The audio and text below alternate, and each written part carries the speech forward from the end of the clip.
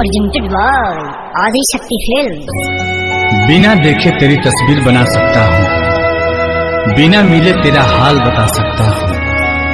अरे मेरी मोहब्बत में इतनी ताकत है कि तेरे आंख के आंसू अपनी आंख से निकाल सकता हूँ।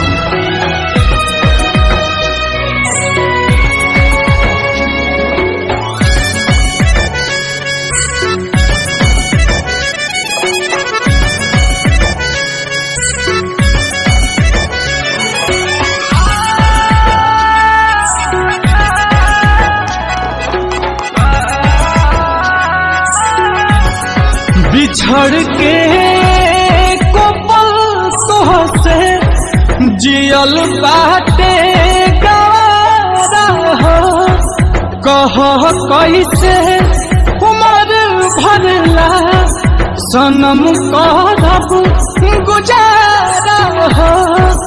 रोता दिल बेचारा होई प्यार न दोबारा होई प्यार न दोबारा होई प्यार न दोबारा होई प्यार न दोबारा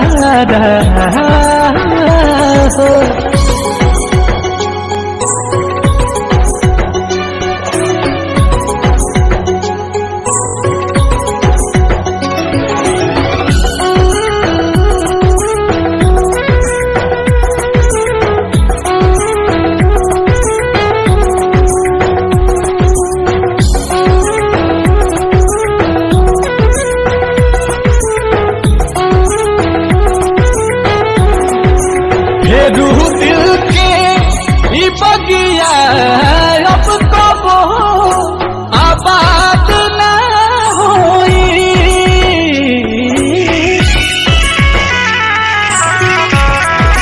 सिवा तोहरा रहे न प्यार कबो तहरा बात न होई। अचानक के सब खत्म भई ना बुझ पैली सारा होई प्यार न दोबारा होई प्यार न दोबारा होई प्यार न दोबारा होई प्यार न दोबारा।